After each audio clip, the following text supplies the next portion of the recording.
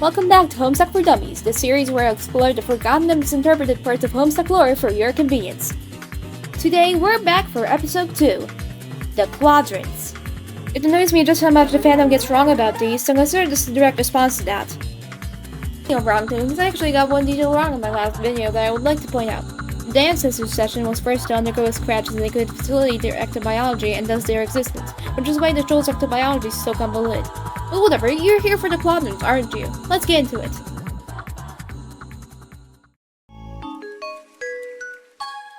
In the comic, quadrants are first explored after Kanaya discovered she had been manipulated by Vriska, her at the time red crush, to help her assault Tavros. This eases into a thorough introduction of the quadrants, although poorly worded at times. I'll try to reprise the information we get here in a way that's more cohesive to the reader. To make my explanations from now on easier to understand, let's take a look at Nepeta's quadrant chart. This chart has 2 division points. One is based on the type of feelings they deal with, red romance being the traditional type of romance, and black romance representing a hatred of the individual. The other divides based on the motive of the relationship. Concupiscent, which reflects familiar ideas of romance, and conciliatory, a type of romance focused on emotional support or soothing. From these divisions stem the 4 quadrants by which troll romance is defined. I'm going to describe these in order in which they are aligned on the chart. Let's start with the easiest one first.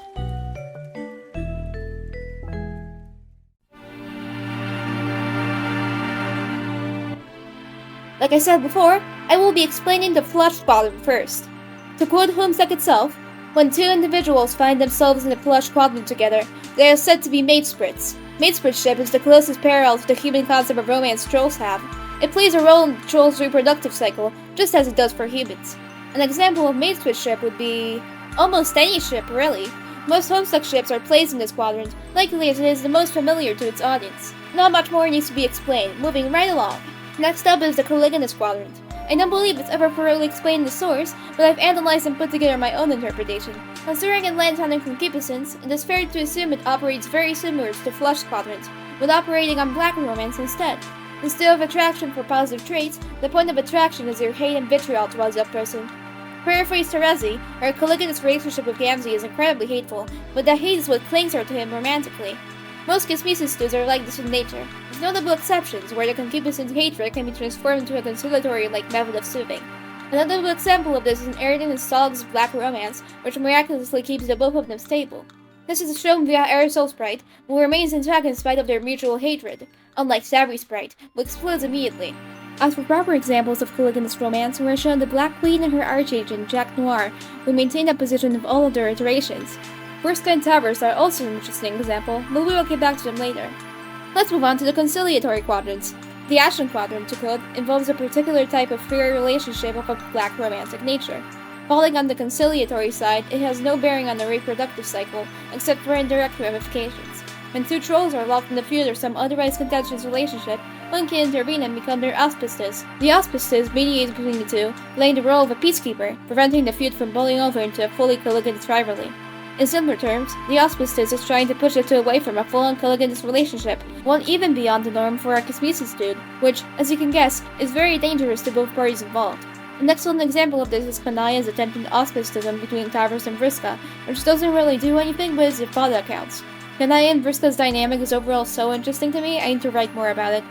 Let's move on to our final quadrant, the Pale quadrant. The comic summarizes this very well. This quadrant presides over moral allegiance, the other conciliatory relationship. A reasonable human translation would be the concept of a soulmate, but in a more platonic sense and with a more specific social purpose. Trolls are a very angry and violent race. Some are even more hot-tempered and dangerous than others, to the extent that if left to their own devices, they will present a serious threat to society, or even to themselves. Such trolls will have an instinctive pale attraction to an even more even-tempered troll, who may become their more rail. The 2 partners in a strong pale relationship will serve to balance and complement each other's emotional profiles, and thus allow their other relationships to be more successful. In short, moral allegiance is a pacifying relationship, where one half will attempt to stabilize the other, and conversely, forming a sort of mutual healing bond between one another. The best example for this is Nepeta and Equius, the Meow Rail, seemingly opposite personalities who even out each other with their company. I love them so much. Now is a good time to mention that all quadrants are romantic. For example, moral allegiance is nobly comparable to a best friend, as that is a platonic relationship.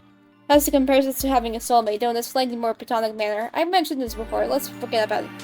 All concupiscent relationships involve sexual exchanges, whereas conciliatory relationships solely fill a romantic purpose. I feel like it's this distinction that confuses most people, causing all the other misconceptions I already talked about. Though to understand each quadrant, you really only need to know how the chart works and to have seen at least 1 or 2 examples I already mentioned. Whatever, I'm rambling. Let's go to the summary!